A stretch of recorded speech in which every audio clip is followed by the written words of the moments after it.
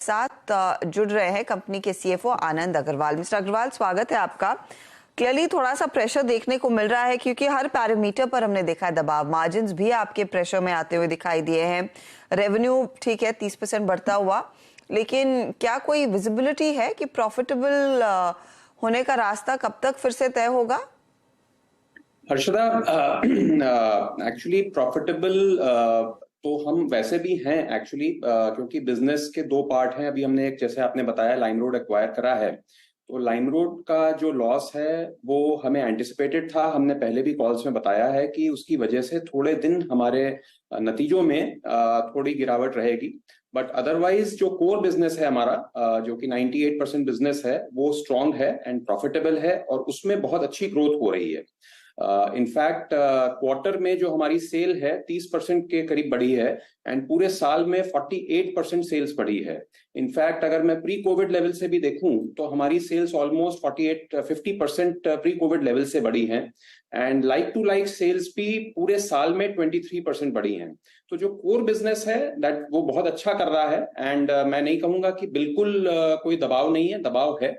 थोड़ा सा इन्फ्लेशन की मार है कस्टमर्स के लिए, और जो रूरल एरियाज के कस्टमर हैं अभी भी उतनी तादाद में हमारे पास नहीं आ पा रहे हैं। इसी वजह से हमने थोड़ा प्राइस मिक्स भी चेंज करा, उनके लिए सस्ते कपड़े और सस्ते प्रोडक्ट्स ज्यादा प्रोवाइड कराए, जिसकी वजह से थोड़ा सा हमारे मार्जिन में उसकी वजह से भी दबाव है। लेकिन जो आगे की हमारी उम्मीद है और जिस तरीके से हम काम कर रहे हैं, मेरे को लगता है कि आगे आने वाले समय में और ज्यादा ग्रोथ हम दे पाएंगे। अग्रवाल साहब, ये लाइमरोड के ट्रांजिशनिंग फेज को कितना टाइम लगेगा? इस क्वार्टर में वो प्रेशर आया है, लेकिन क्या ये कुछ और क्वार्टर्स तक एक्सटेंड होगा?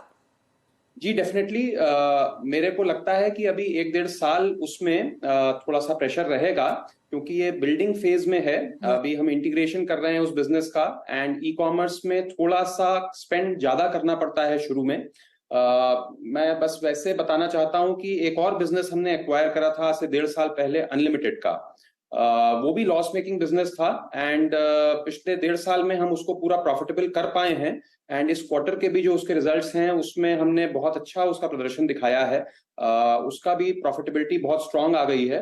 तो इसी तरीके से मेरे को उम्मीद है कि अगले 1.5-2 साल में हम लाइमरोड के बिजनेस को भी स्ट्रांग और ब्रेक इवन पॉइंट पे ले आएंगे। जो इसका लॉस है अगले आने वाले क्वार्टर्स में, क्वार्टर ऑन क्वार्टर थोड़ा सा कम होना शुरू हो जाएगा एंड अगले साल के एंड या FY26 के आसपास ये प्रॉफिटेबल डेफिनेटली हो जाना चाहिए।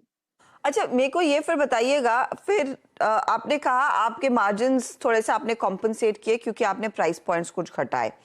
क्या ये पिकअप की संभावना दिख रही है इन द सेकेंड हाफ और may be in the second quarter onwards consumption demand, या फिर वो लार्जली मॉनसून ड्रिवन रहेगा क्योंकि आप उसी श्रेणी के ग्राहकों को केटर करते हैं जिनकी एग्रीकल्चरल से इनकम काफी ज्यादा आती है?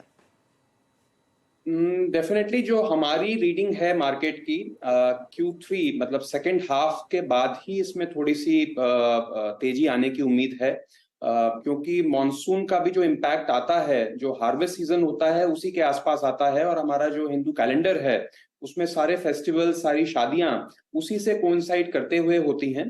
तो अक्टूबर के आसपास, सितंबर अक्टूबर के आसपास ही हमें लगता है कि जो भी कस्टमर का जो वापस रुझान इम्प्रूव होना चाहिए उसी के आसपास होना चाहिए। लेकिन अभी भी थोड़ा सा इम्प्रूवमेंट पहले के सालों से नजर आ रहा है। ऐसा नहीं है कि अभी बिल्कुल ग्रोथ नहीं आ रही है, ग्रोथ आ रही है, लेकिन जितनी आनी चाहिए उतनी नहीं आ रही। शुक्रिया हमारे लिए समय निकालने के लिए। Hopefully things will get better, लेकिन क्लियरली वो लाइमरोड का लॉस थोड़ा सा ड्रैग कर रहा है नंबर्स को। होपफुली वहां पर भी अगले कुछ क्वार्टर्स में प्रेशर कम होता हुआ दिखाई देगा। अब सब होप मॉनसून्स पर है। शुक्रिया हमारे लिए समय निकालने के लिए।